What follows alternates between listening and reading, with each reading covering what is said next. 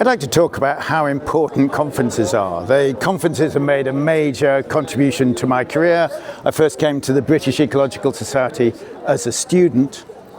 And in this video, I'm going to interview a set of people to ask them what their key lessons are. And I hope these lessons apply way beyond ecology and conservation. So a typical conference, well, the main piece of it will be a whole set of different lectures and workshops, and there'll be plenary talks, often in the morning, and then there'll be events often in the evening. And another key component is posters. So very often, a lot of these talks are by postgraduates, often in their final year. They'll give a talk summarizing their results, but then posters where lots of people, very many students, will say this is the work we're doing.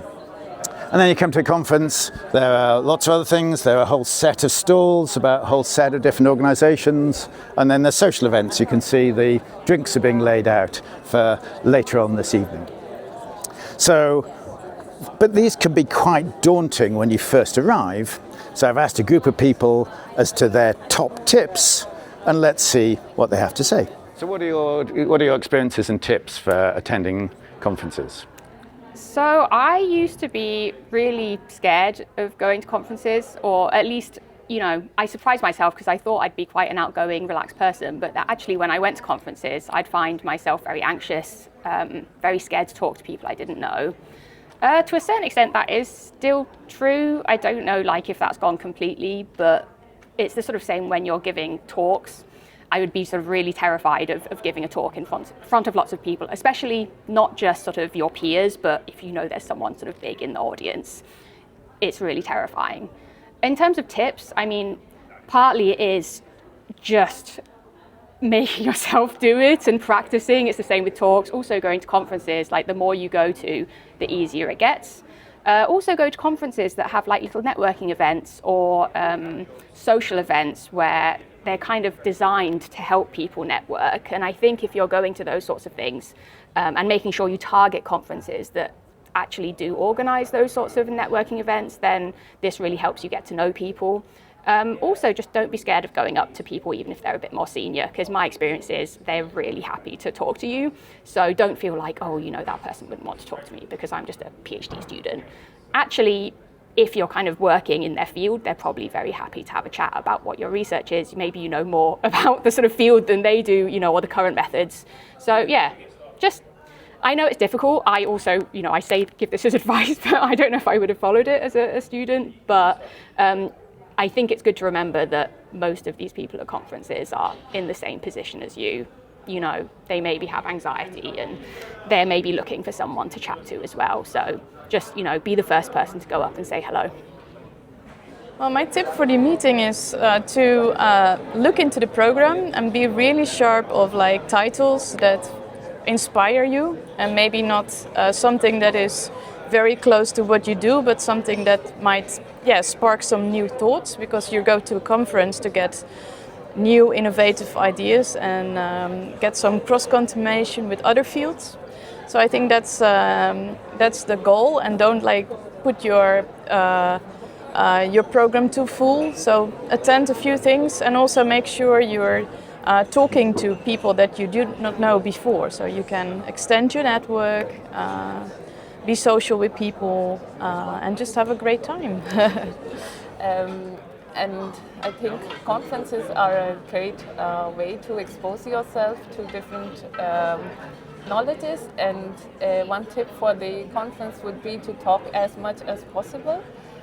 Even if you're alone from your lab in a conference, try to talk to as many people as possible, and be curious, be open-minded, and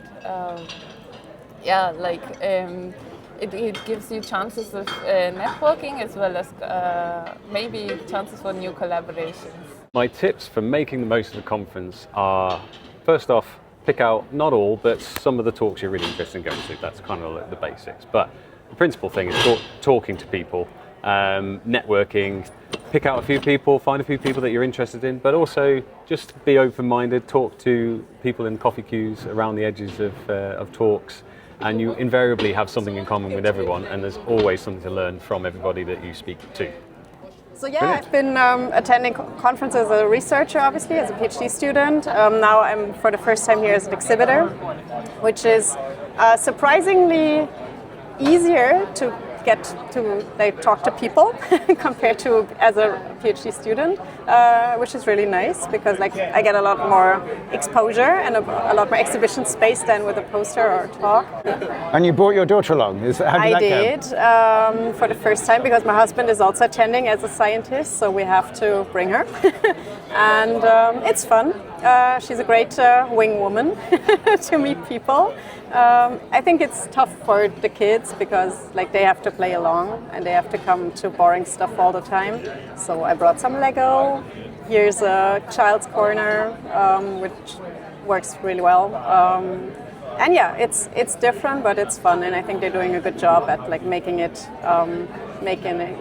agreeable for the little ones. When you've not gone to many conferences yet, and you're sort of a bit early career, and you don't know that many people, it can be very useful to already sort of try to connect to people on social media. For example, Blue Sky and LinkedIn. Twitter's not so big anymore, but when I was sort of starting out, there's like a hashtag for a conference, and I just posted who's going to this conference and tried to sort of specifically connect to some people, and then you sort of already know that those people are going, and you've sort of made a first sort of networking attempt, which has in the past for me that's really made conferences easier and very enjoyable when you know that you're going to meet people that are all over the place. Also, when you go with a group, when you go with your lab, it's very tempting to sort of stick with the group, but then you're not making many new connections. So I would say, even though it's very nice, obviously, try to also just go to talks on your own, try to walk around posters on your own, because then you're much more likely to meet new people and to have, interesting conversations with people outside your direct network. Any more tips? Nope. Enjoy. I think talk to people. Don't feel you have to be talking to people all the time. It's okay to take some downtime.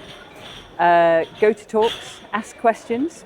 It's really good if you're at a conference that has an app and you don't have to put your hand up if you're feeling a bit shy.